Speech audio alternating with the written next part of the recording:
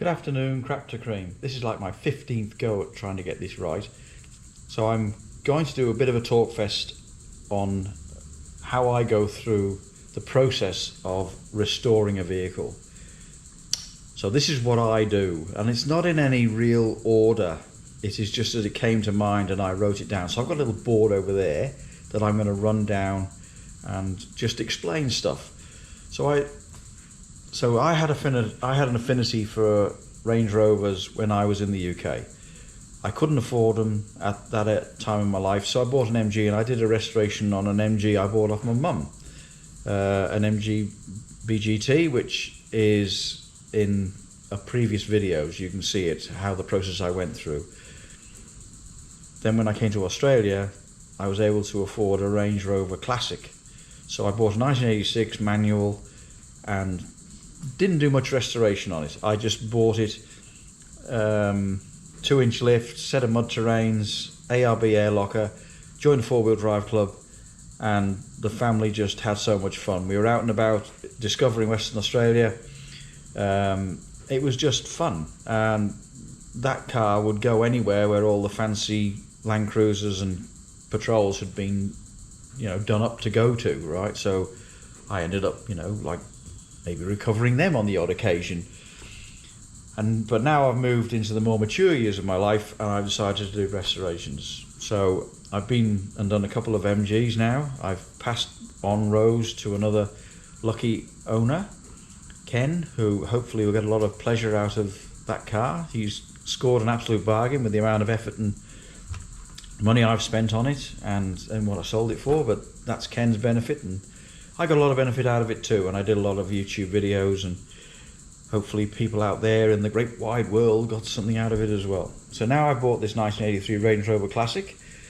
It was a manual, it's a 4-door, and they were the things that were important to me. I wanted a 4-door and I wanted a manual. They're quite rare to find. So, and I also wanted one that hadn't been messed around with too much, so that it didn't take like a whole load of electrical stuff to put it right. So the first thing is a bit of research. So what do I want? What am I going to do? Then I have to look at a budget and be realistic about this.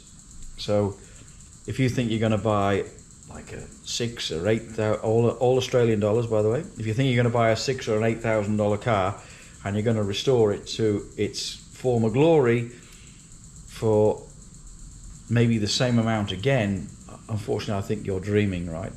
The average restoration, if you're doing bodywork and mechanical and all that sort of stuff, can cost 35-40 grand if you do it properly. You've got to work out your spares, right? So your prices of your spares, where are they going to come from? Are they got to come from the UK? Have they got to come from somewhere in Australia? Have they got to come from, I don't know, Azerbaijan, Lithuania? You find all these places on eBay, right, that supply these parts, and they fit, they work, and sometimes they're relatively cheap. So, and they're available. That's the other thing, is like availability of spares. So if you buy some car that hasn't got much of a following and is quite rare, then you're always going to struggle with spare parts. Then you look at your support, right? Clubs, suppliers, or people with specialized knowledge for certain aspects of that car. So you know who you can call, right? I'm stuck with this, and the foo-foo valve won't go in the do-wacky and all that. Oh yeah, I know exactly how to fix that. And Google's a great advocate, and also YouTube, right? So you can, you can find a lot of information in both those places. You look at your strengths, your own personal strengths. My strengths are mechanical, right? So I get other people to do stuff that I can't do. So the bodywork, right? I could spend hours and hours rubbing down and primering and all that stuff, but I don't get a kick out of it. It's not, electrical, interesting, working with something that you can't see. So it's always a bit of a challenge. Electrical, so I always get a good wiring diagram like this, right? These wiring diagrams here have been a godsend, right, when I've been working on the MGs. Absolute godsend. Right, they're all coloured, they've got everything labelled, it's easy to work with. Who can do the work if you can't? So I went to some places in WA and asked them if they wanted to do a restoration on a MG bodywork. They weren't interested. They're all interested in insurance work. Until I came across, I'm not sponsored, and not sponsored in any of these people that I mentioned, but highs and lows. I've worked with, or been with Rob, right, getting work done by him now for many years at highs and lows, and he does a fantastic job. He's not ridiculously expensive like some of the places that I spoke to. Clearly they didn't want the work, right? So I go somewhere else. And I find somebody I'm comfortable with. I look at their work in the workshop, how their workshop's set up, etc. You get comfortable with it. Electrical, I tend to struggle through on my own. Mechanical, if it's something like a rebore or decking or something like that, then I will go to the specialised people who do that, because it's not worth buggering up for, you know, a few bucks. Then you make model and the year of the car, right? So the newer the car, the more complicated the electronics become. The further back you go, right, you're dealing with a hand winder on the windows, you're dealing with distributors, you're dealing with all relatively simple, straightforward stuff you can find a lot of information about. And that's what the next thing is, technology. How much technology do you want to get involved with? I used to get involved with the Land Rover, Range Rover Sports and the newer versions, right? But they were all computerized, and you had to get a special license to have the right gear to make the right adjustments to the car to make it work. Electronic gearboxes, this is a manual gearbox. You just get hold of a stick and you wave it around and it gets into different gears, and it's fantastic. And you've got a clutch, you press the pedal, friction plate disconnects, reconnects, in gear, off you go. Automatics, good, they have their place, right? But they do tend to be, like if you're doing towing or something like that, they tend to get a bit warm and they can wear. The standard of the car, right? What are you going to build it to? So are you going to build it as concourse? Are you going to, which can cost you a small fortune and can be very frustrating, especially when you're trying to find the parts that nobody makes anymore? Or are you going to build it as your car? I'm going to build it with this because I want to do it this way. I want to put a supercharger on. I want to put poly bushes in the springs. I want to do this. I want to do that. I want to put an electronic dizzy in it. Not concourse, right? Because it's all about originality. I build them as my car, what I want to drive. After you've done the restoration, what do you want to do with it? Are you going to put it in a shed and leave it on axle stands or on a little wheelie dolly things that you move it around in a shed, or are you going to use it?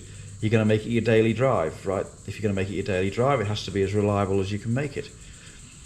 If it's just, like I use mine for going to shows. My wife and I go out occasionally for a coffee or something somewhere, and it's just nice to jump in the car and disappear. And as long as the car is reliable, then everybody's happy. If a car fails 3 times to perform its primary function, which is getting from A to B, then I sell it. I tend to be a bit more tolerant towards the older vehicles, but anything relatively new that is unreliable goes, see you later. And that's like a fan belt snaps, or light globes don't count because the car still functions, but a puncture is a random failure. It's not a known failure. So registration. Are you going to have an under club registration where you have to go through a lot of this is in Australia, by the way. You have to go through a lot of paraphernalia, and you're only allowed to drive it at certain times, and you have to call them 24 hours before you take the car out so that you can take it for a drive. You can't drive it for more than 2 days consecutively. There are different registrations available that do allow a bit more flexibility. Let's go with that word. So all my cars are on full registrations, so I can just get in and drive them. If Deb says, let's go for a coffee to Jarrahdale, or let's go down to Bridgetown, or something like that, we can just jump in the car and we just go. There's no messing around. We don't have to pre-plan a spontaneous event. Upgrades. So yeah, I was talking about upgrades before. So like electronic dizzies, inertia reel seatbelts instead of static seatbelts, things like that.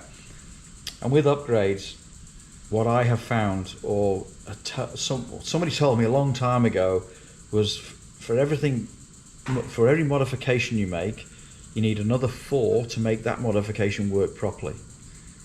So you might just do the springs, but then you have to do the shock absorbers, you have to do There's always 4 more things that you need to do to make the upgrade work, or the modification work, whatever it will be.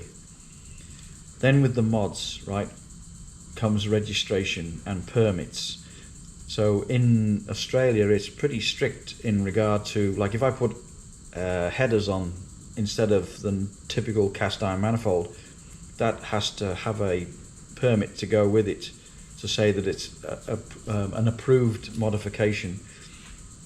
If I fit a supercharger, which I did, then you can end up having to get an engineer certificate. If you do them more than a 2-inch lift, or if you increase the tyre size by more than you're supposed to, right, again, you can end up having to do a lane changing test to prove the stability of the vehicle and things like that. So I've seen some of the people doing work in the UK, right, like modifying chassis and things like that, and here can't get away with that without an engineer certificate. You have to get an engineer, he has to come and sign off, an automotive engineer. I'm a mechanical engineer, but you have to get an automotive engineer who comes and does his thing. Colour, right, so this comes down, I suppose, to what standard concourse, right? If you go in concourse, you have to go with a standard colour. My other MG is Crystal Soul Red, which is a Mazda colour. I just like the colour. And this is the other thing, right? It's my car. I will do with it what I want to do. And if people don't like it, that's not my problem. But people do comment on how nice the colour is. So, and that's why I like it. Then you have to look at your lifestyle. Are you still working? Have you retired? You've got to take your family into consideration. Have you got young children? They all want your time, and there's absolutely nothing wrong with that. Family comes first. So if Deb says, "Oh, we're going to go and look after the grandkids," doesn't matter about the car. Grandkids come first. Family comes first, and that's always very important. And it's also when the spend, like if the family see you spending a truckload of money on the car and you're not spending the money on the family, then unfortunately you haven't got the priority, in my opinion, quite right. You need to focus on the family. And then work towards being retired, which, well, my wife and I have, right? We've spent a long time working, 40 years, whatever. And now we're enjoying the retired lifestyle, and we do what we want to do in retirement. And I find this a great hobby to have. So I'll do it my way. If there's anything else that anybody wants to have know about how I make up my mind about registration, about restorations and things like that, then please put it in the comments, and I'll just down there. And if you like what I've been saying to you, also put the like in there and subscribe, and then join me on the journey through the restoration of the Range Rover, and also the continued work on my other MG. Anyway, I think I've waffled on for long enough now. I don't like to make videos for longer than about 15 minutes. People tend to get bored and sign off because it's a long time to ask. So anyway, the Range Rover's back now, and I'm taking the front bumper off. So I'm going to take that to get blasted and powder coated. I'll take the lights and the plates off, obviously. The paint job looks superb. So I'm very happy with the paint job. And I will reiterate, there, I've got my Range Rover badge on the back now. I'm going to take this rear bumper off and then take that to get powder coated as well. Rear seals gone on my brake. Well, on the rear axle seal's gone, so the brakes are contaminated, so I'm investigating new discs and new pads. I've bought some bits now, modification bits for the car, which we will go into later on when it comes to, but the overall condition of the car is in really good condition. I have found one spot of rust, which Stuart no doubt will be happy to see. So the upside up there is really good, and then if I go around to the same place on the other side,